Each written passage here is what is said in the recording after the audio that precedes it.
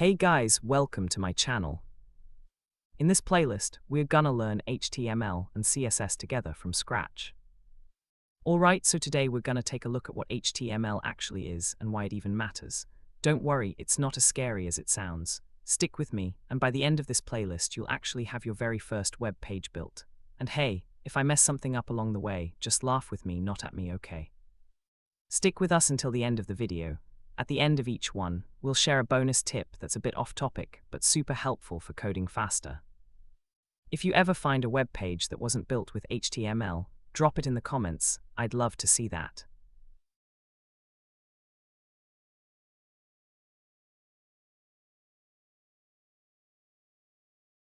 HTML is a markup language, not a programming language. It's what defines the structure of a web page. Basically, it tells the browser what elements should appear on the page. Every single web page you see is built with HTML at its core. And by the way, HTML stands for Hypertext Markup Language. Learning HTML is actually pretty straightforward. You can pick it up in just a few sessions. It shows you how to build the structure of a web page. If we compare the web to a human body, HTML would be like the skeleton. And of course, without a skeleton, the body just wouldn't make sense. And the foundation and core of any web page is built using HTML. It's essential, and every website in the world starts with it. Just like a skeleton is made up of bones, HTML is made up of its own special elements. We'll dive into those in a bit. And hey, if you're feeling a little confused right now, don't worry, you'll understand it much better as we go. Just stick with it and keep going. The human skeleton is made up of 206 bones, and HTML is made up of over 100 elements, also called tags. We'll go through each of these tags in a bit and take a look at how to use them.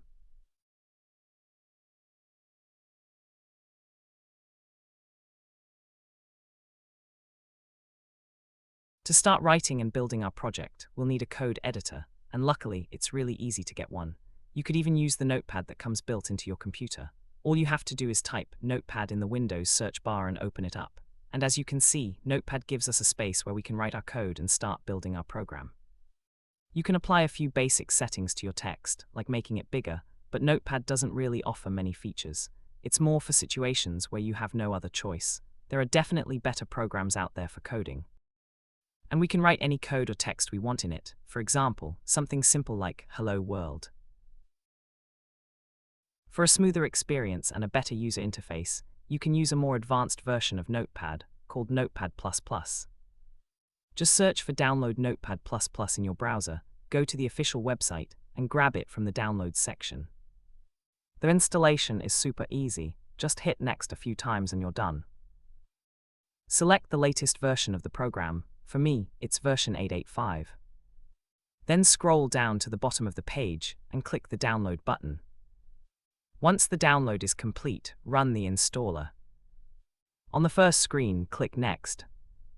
On the next page, you'll see the license agreement. Check I accept the agreement and click Next.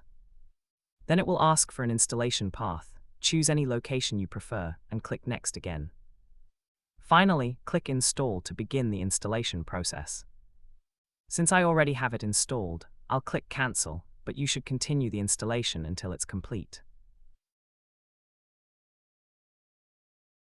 Alright, open the program. As you can see, it has many more features compared to Notepad. You can easily write any text or code, and it even has options like undo, redo, and many other useful tools. I won't go into too much detail here, I don't want to overwhelm you. Our main focus in this course is HTML, so let's get back to it and continue learning.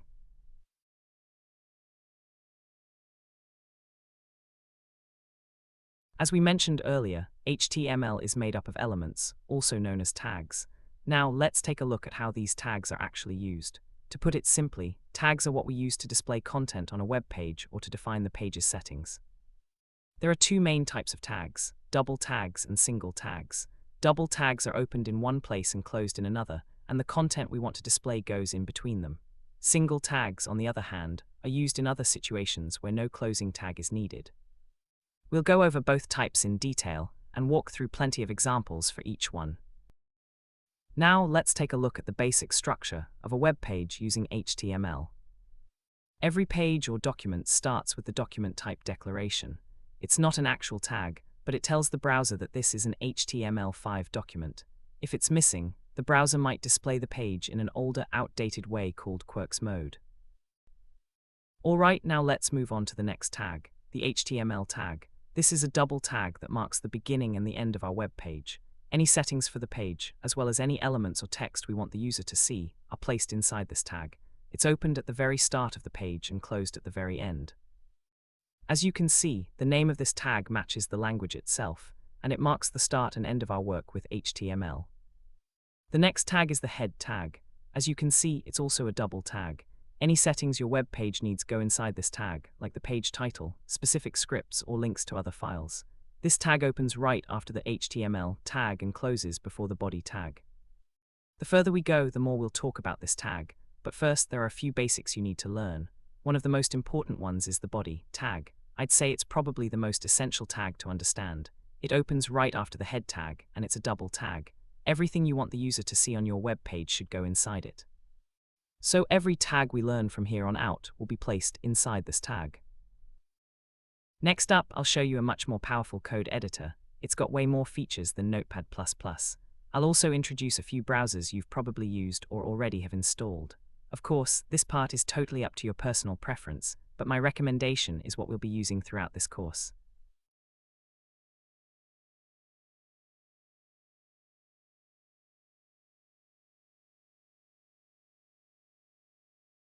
Alright, in this part, I want to introduce two of the best browsers out there. The first one is Google Chrome. Just search for it, go to the official website, download, and install it. That's my personal recommendation, and we'll be using this browser throughout the course. You can follow the same steps for the second one, Firefox. Simply visit its official site and download it from there.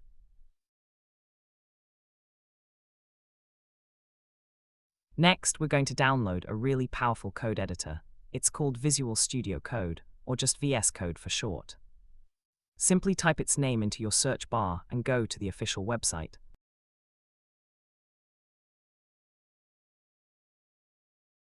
Then, head over to the download section. You'll be asked to choose your operating system. I'm using Windows, so I'll select that. After that, just wait a few moments. The download will start automatically. I have already downloaded and installed it before, so I will cancel this step. The installation is really simple. Just open the setup file and click Next a few times. No need to change anything. It'll install automatically in no time. Alright, once the download and installation are done, go ahead and open the program. I'm opening it too. Let's go through it together. When you open VS Code, you'll see this screen.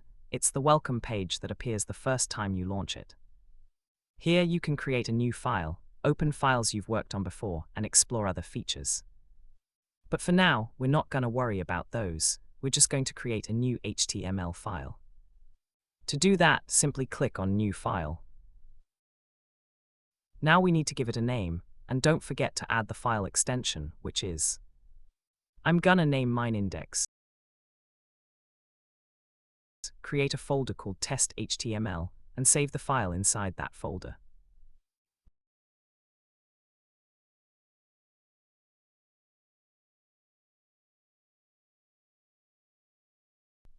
Alright, I confirm it. Alright, now we've got our HTML file ready, we can finally start creating our very first web page. Let's go ahead and write the basic tags we learned earlier. The first tag, as we mentioned before, is Document Type Declaration. The next tag is the HTML tag. As you can see, this editor helps us a lot and comes with useful defaults built in. Inside the HTML tag, there are two main tags, head and body. Let's write them first. If you still don't understand these, go back and watch the video first. And all the other tags and content that we want the user to see go inside the body tag. We'll go through each of them one by one later. Next, we'll spend a little time exploring the VS Code environment so that you can get comfortable using it and understand how everything works.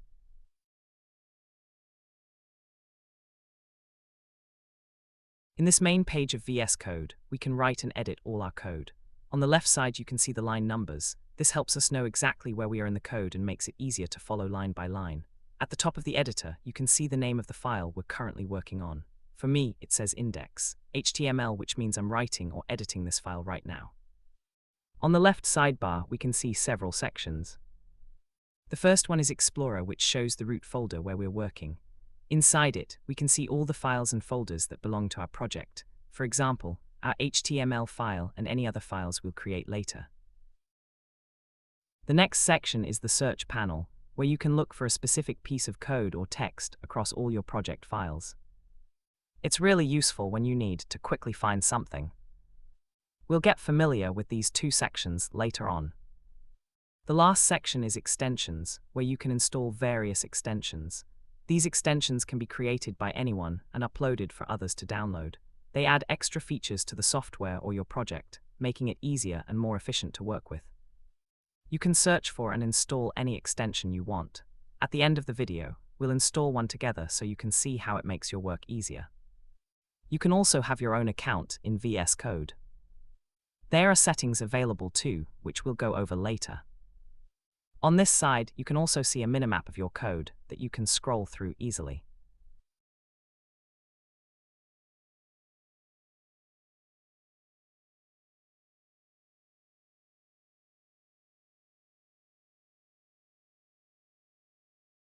To run the page we just created, go to the folder we made, the one that contains our file.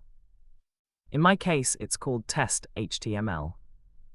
Then simply click on your HTML file, and it will open and run in your browser. It will open with the browser you installed earlier. If your default browser is different, that's totally fine. There's not much difference between them. Now we have our own web page, and as you can see, everything we wrote inside the body tag is displayed here. And it also shows us all the tags we've written. Looking at our code, you can see that the text all tags is placed inside the body tag, and that's exactly what we see displayed on our page. This is the part we'll be working with. So can we change this part? Yes, of course, we'll definitely need to. Every web page in the world uses this section. As we move forward, we'll keep adding new elements here step by step, just like real websites do. Now let's change that text and write "Hello World" instead. If you go back to the browser, you'll notice nothing has changed yet. That's because we need to reload the page. Oh, and one more thing before reloading, make sure you save your changes. To do that, go to the File menu and click Save, or simply press the shortcut Ctrl+S.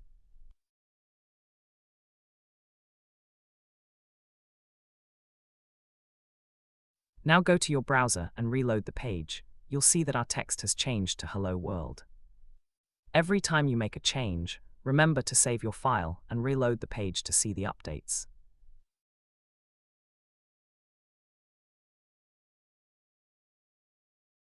Now go to the Extensions panel and search for Live Server.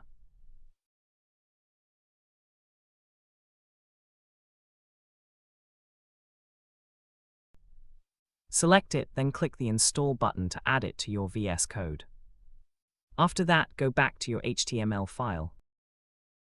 At the bottom of VS Code, you'll see a button that says Go Live. Click on it, and your page will open automatically in the browser. Now, every time you make a change and save it, the browser will automatically reload and show your updates instantly. Join us in the next videos and share your thoughts. We definitely listen to your feedback. And don't forget to like, subscribe, and hit the notification bell so you won't miss the upcoming videos.